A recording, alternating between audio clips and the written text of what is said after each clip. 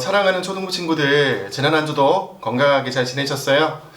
감기 걸린 친구들 아무도 없죠. 모두 건강하게 잘 지냈으면 좋겠고요. 무엇보다도 우리 친구들 오늘 복된 주일을 맞이했는데 하나님께 감사하며 찬양하며 예배로 나아갔으면 좋겠습니다.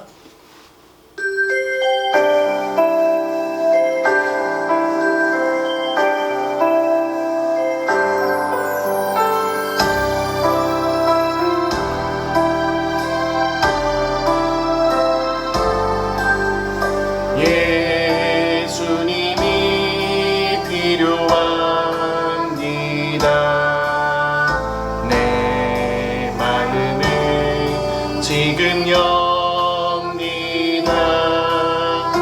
예수님이 필요합니다. 예배하며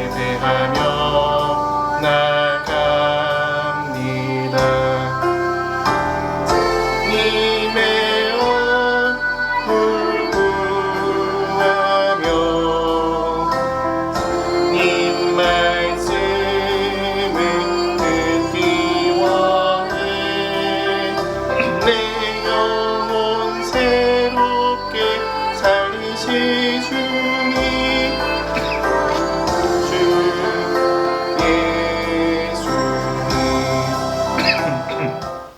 함께 신앙 고백하겠습니다.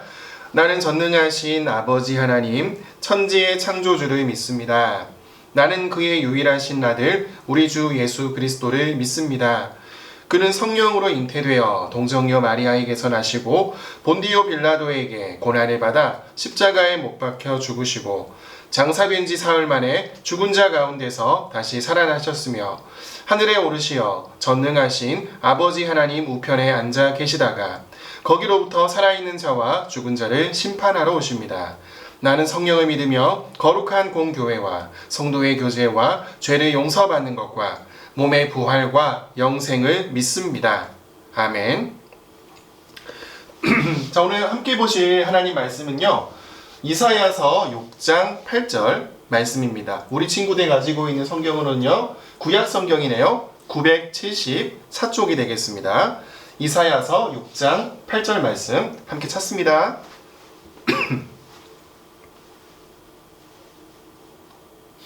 자, 우리 한 목소리로 말씀을 읽도록 하겠습니다. 시작. 내가 또 주의 목소리를 들으니 주께서 이르시되 내가 누구를 보내며 누가 우리를 위하여 갈고 하시니 그때에 내가 이르되 내가 여기 있나이다 나를 보내소서 하였더니 아멘. 자, 오늘은요, 내가 여기 있나이다 라는 멋진 고백을 한 이사야 선지자의 이야기를 우리 친구들과 함께 나누어 봤으면 좋겠습니다. 자, 우리 친구들이 오늘 이사야 말씀을 한 절을 읽었어요. 6장 8절 한 절을 읽었는데, 근데 이사야는요 굉장히 양이 많아요. 성경에는요, 구약 성경 중에서는요 많은 선지서라는 책들이 있는데 그 선지서 중에서 가장 많은 양을 가지고 있는 것이 바로 이사야서예요. 몇 장일까? 자그마치 1, 2, 3, 4, 5, 6, 7, 8, 66장. 와, 굉장히 많죠? 어떻게 외우느냐? 성경이 몇 권일까요? 66권. 이사야서도 역시 마찬가지로 66장이에요. 또 성경은요, 66권이 구약이 39권, 신약이 27권인데 예수님이 오시면서 구약과 신약의 내용이 바뀌게 되어지죠. 흐름이 바뀌게 되어지는데 이사야도 마찬가지로 앞에 나오는 39장까지 내용하고 뒤에 나오는 27장 내용이 중요한 일들이 있으면서 변해가는 그런 모습을 이사야를 통해서 볼 수가 있습니다. 굉장히 재미있는 말씀이 바로 이사야 말씀이에요. 그런데요, 이 이사야가 다름이 아니라 하나님께서 이사야 선지자를 통해서 주신 너무너무 중요한 말씀들이 담겨져 있는데 이 엄청난 66장의 분량을 주면서까지 이사야에게 하나님께서는 어떤 말씀을 전하게 하신 것이었을까요? 자, 먼저 이사야 선지자가 살던 그때는요, 굉장히 힘든 그런 때였다고 해요. 어땠냐면은 나라의 왕은요 아주 정치를 잘하는 괜찮은 왕이 있었는데 그 왕이 죽게 되었고, 그리고 주변에 있는 많은 나라들이 작은 나라 이 이스라엘 유다를 치기 위해서 계속해서 노리고 있었던 것이었어요. 그런데요, 중요한 것은 이렇게 힘들고 어려운데 이 백성들이 하나님을 의지하고 하나님을 바라보는 것이 아니라 자꾸만 우상을 숭배하고 우상을 바라보는 거예요. 우상이 지켜주겠지. 다른 나라도 힘이 센 게 우상이 지켜줘서 그런 거니까 우리도 우상을 믿으면, 우상을 섬기면 우리도 역시 강한 나라, 멋진 나라가 될 거야. 하지만 그것은 오히려 이 백성들을 더 힘겹게 만드는 그런 일이었다는 겁니다. 자, 이사야는요, 하나님의 말씀을 전하는 선지자입니다. 그렇기 때문에 무엇이 정말로 중요할까요? 말이 어디서 나올까? 말이 목에서, 그리고 목사님도 지금 입술이 움직이고 있는데 이 입술을 통해서 그 말들이 전해지게 되어지죠. 마찬가지로 이사야에게 정말로 중요한 것은 바로 입술입니다. 자, 그러면 그 입술 중에서 대표적인 것이 어떤 모습일까? 먼저 지금 조금 특이한 모습을 보고 있어요. 지금 이 천사가 젓가락 같은 거 가지고 시커먼 거를 지금 이사야 입술에 대려고 하고 있죠. 뭘까요? 김밥인가요? 꼬마 김밥? 배고프니까 맛있게 먹을래? 이걸까요? 아니에요. 지금 이사야가 울고 있어요. 왜요? 무서워서. 이사야가 기도하는 중에 하나님이 그에게 나타나셨어요. 그를 만나주셨어요. 근데 구약시대에, 이사야가 살았던 구약시대의 사람들은요, 이렇게 믿었습니다. 우리는 하나님을 직접 보면 죽어. 왜? 우리의 죄 때문에. 우리의 죄가 해결되지 않고 하나님을 보게 되면 우리는 죽을 수밖에 없어. 그래서 구약시대 제사장들도 마찬가지로 자기가 지은 죄를 하나님 앞에 어린 양을 죽이면서 잡으면서 제사를 지내지 않고 회개하지 않고 제사를 드리러 들어갔다가는 어떻게 되느냐? 그대로 그 속에서 죽어서 나오는 것이 바로 그때의 모습이었습니다. 그런데 아무런 준비도 안 한 이사야에게 하나님께서 나타나시면서 그에게 하나님을 보여주시니까 이사야는 무서울 수밖에 없었어요. 나는 죽었구나. 죽을 수밖에 없게 되었구나. 근데 그렇게 울고 있고 벌벌 떨고 있는 이사야를 향해서 하나님은 천사를 보내셨어요. 그리고 불이 타오르고 있는 그 제단에 있는 숯 하나를 꺼내든고 나서 그 숯으로 이사야 입술에 갖다 대는 것이었습니다. 왜? 너는 하나님 맞으니까 이제 숯으로 태워 죽이겠다, 이런 것일까요? 아니에요. 소독의 의미예요. 소독의 의미.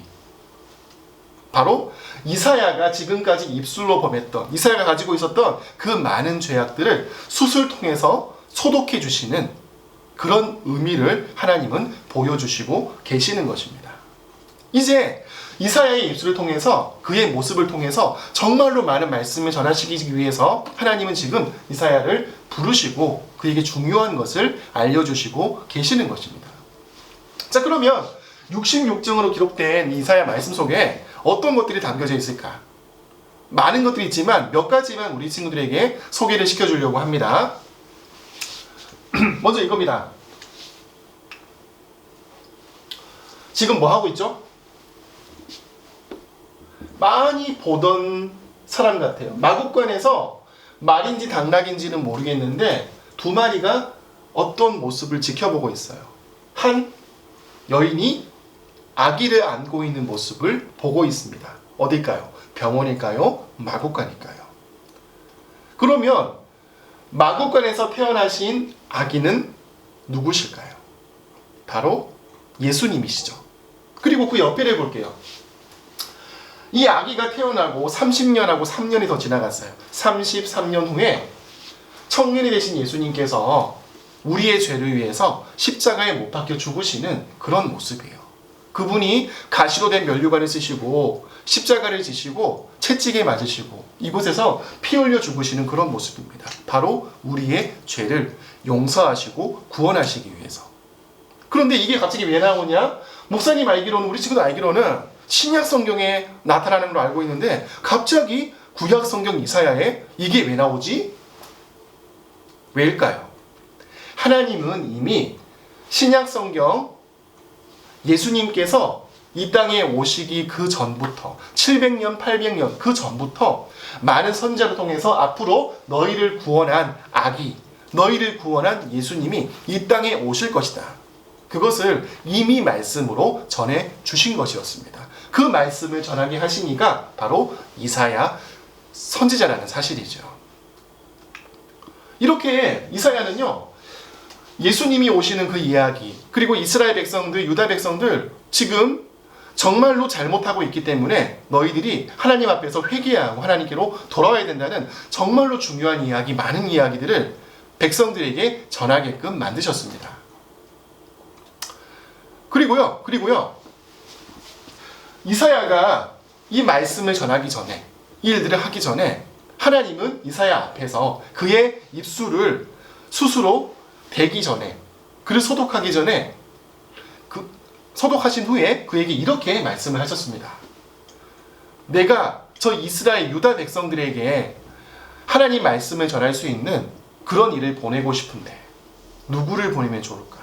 아무도 안 가려고 하는데 누가 가면 좋을까? 그때 이사야가 당당하게 말씀드렸습니다.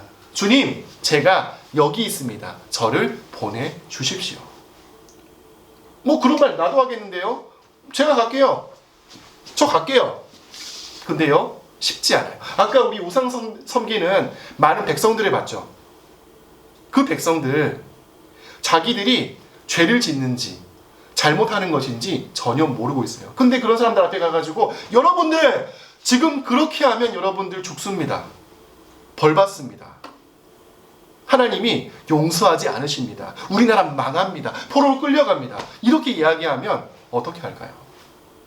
가만두지 않을 거예요. 때리는 거? 아니, 죽을지도 모릅니다. 그런데 그 사람들에게 이 말씀을 전하기 위해서 하나님은 누군가를 찾고 계시는 거예요. 그리고 그 말씀에 이사야가 당당하게 제가 가겠습니다. 저를 보내십시오. 말씀을 드리고 있는 그런 모습인 것이죠.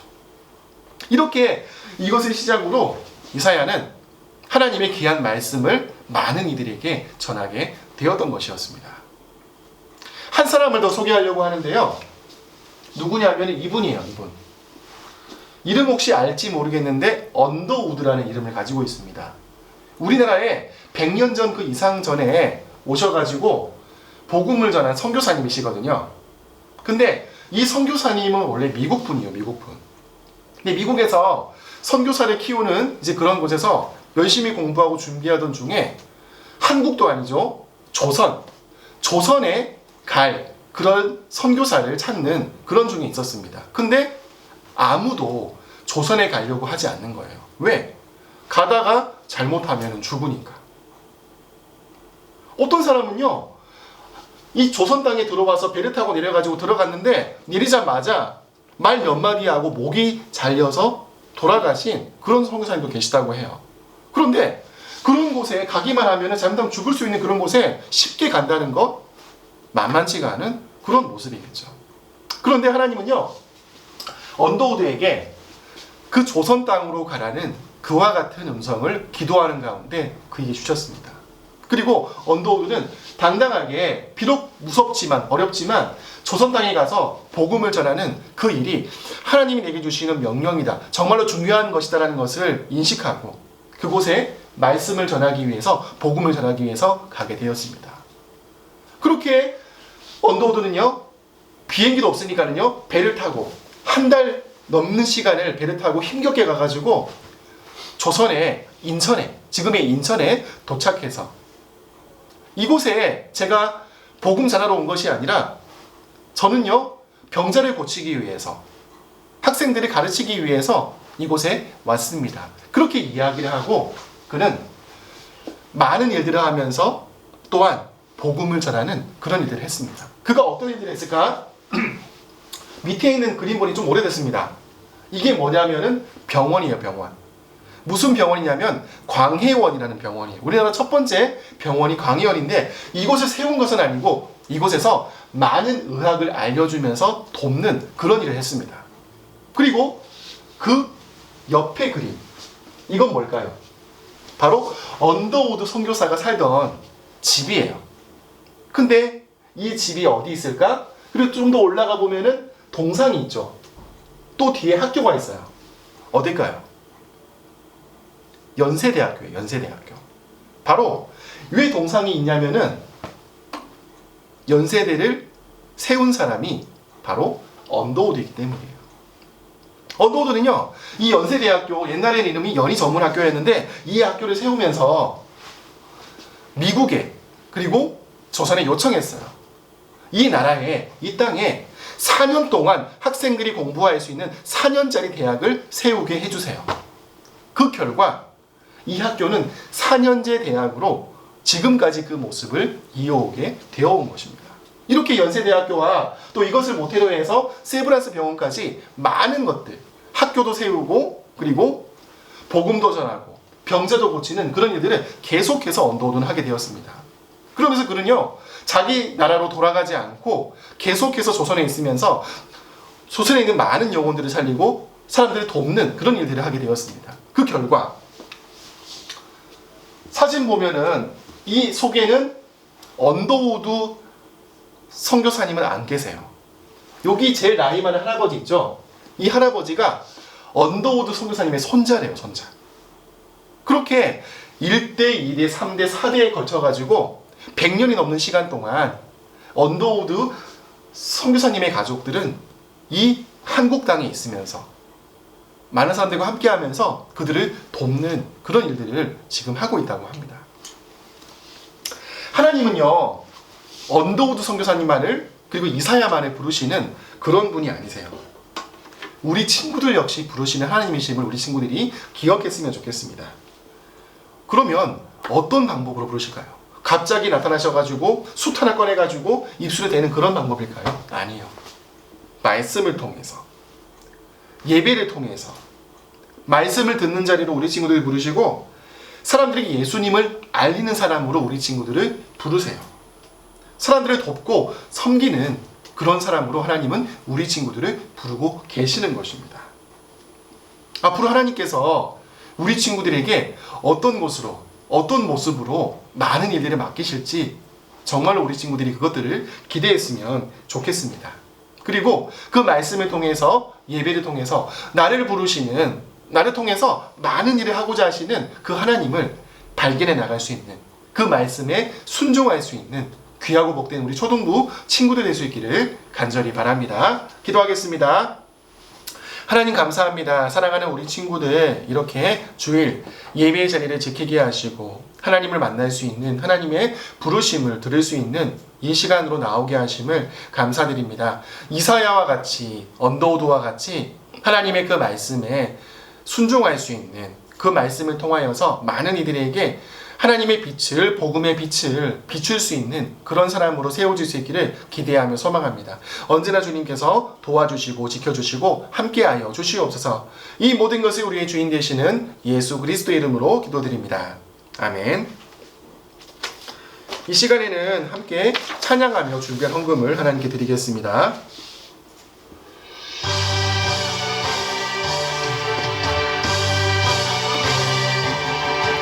땅끝까지 이르러 내 증인이 되리라. 예수님 내게 말씀하셨죠. 나는 작고 어려도 할 수 있어요. 세상 끝날까지 나와 함께 하리라. 약속하셨죠. 내 친구에게 예수님의 사랑 전할래요. 내 이웃에게 하나님의 사랑 나누고 싶어요. 온 세상 위에 자신의 생명 내어주신 예수님 크신 사랑 땅끝까지 전하고 싶어. 아멘. 하나님 감사합니다. 오늘 우리에게 복된 주일을 주시고 우리의 자리에서 하나님께 예배드리며 귀한 예물 올려드리게 하심을 감사드립니다.